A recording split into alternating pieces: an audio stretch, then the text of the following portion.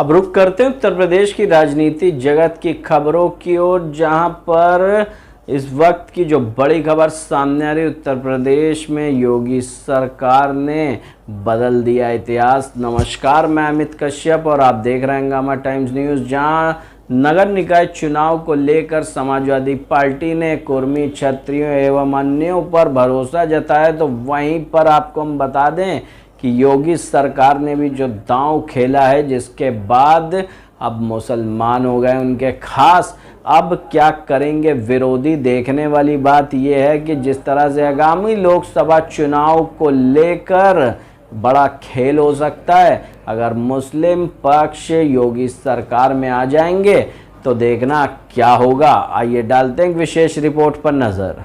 निकाय चुनाव में सीएम योगी ने खेल दिया बड़ा दांव।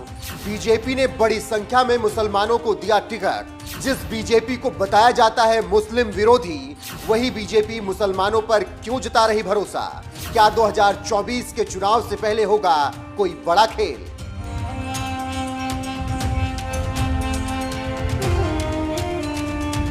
खेल बहुत पुराना है। विपक्ष के तमाम नेता बीजेपी का डर दिखाकर सालों से वोट बटोरते रहे हैं, लेकिन लगता है कि अब विपक्ष के इस वोट बैंक में भी बीजेपी सेंध लगाने में जुट गई है। इसीलिए बीजेपी ने जहां आने वाले लोकसभा चुनाव में पसमानदा यानी पिछड़े मुसलमानों को साधने की रणनीति पर अभी से काम करना शुरू कर दिया है, जिसका ट्रेलर इस बार के यूपी निकाय चुनाव में देख सकता है। क्योंकि सीएम योगी के नेतृत्व में चुनाव लड़ रही बीजेपी ने इस बार मुसलमानों पर बड़ा दांव खेला है, और अगर ये दांव सफल हो गया तो विपक्ष की जहां हवा निकल जाएगी, तो वहीं बीजेपी 2024 के लोकसभा चुनाव में बड़ा खेल इसके बाद कर सकती है।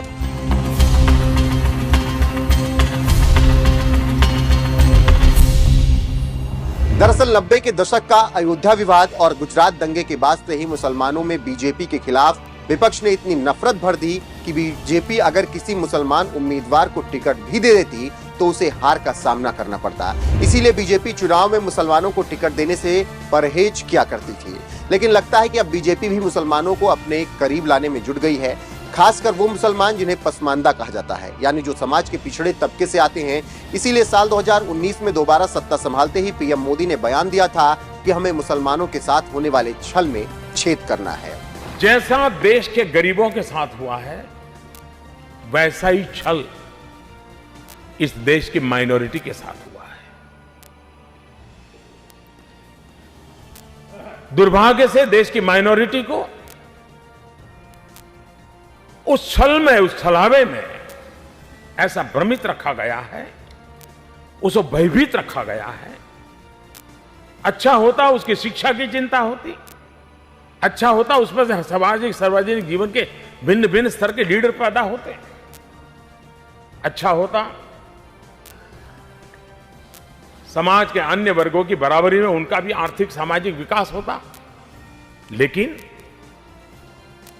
वोट बैंक की राजनीति में एक छलावा, एक काल्पनिक भय, एक काल्पनिक वातावरण और डर का माहौल पैदा कर करके उनको दूर भी रखा, दबा करके भी रखा, और सिर्फ चुनाव में उपयोग करने का खेल चला। 2019 में आज मैं एक जिम्मेवारी के साथ आपसे अपेक्षा करने आया हूं। अब जब संविधान को के सामने सर झुका करके आपके सामने खड़ा हुआ हूं, तब मैं आपसे आग्रह करूंगा कि हमें इस छल को भी छेद करना है।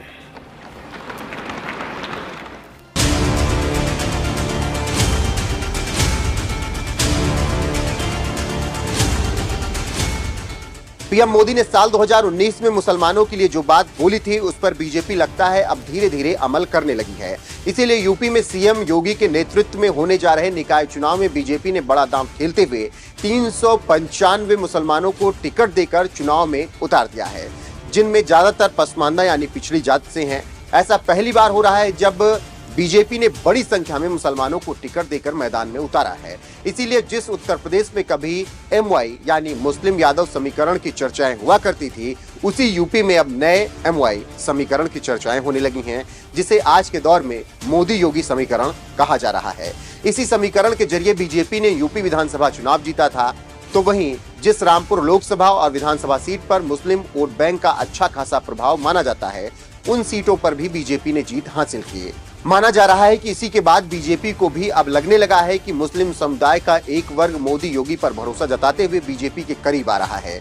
इसीलिए बीजेपी ने इस बार यूपी निकाय चुनाव में करीब 400 मुसलमानों को टिकट देकर मैदान में उतार दिया और अगर ये उम्मीदवार जीत हासिल करते हैं तो बीजेपी आने वाले लोकसभा चुनाव में भी मुसलमानों पर भरोसा जताते हुए उन्हें टिकट दे सकती है।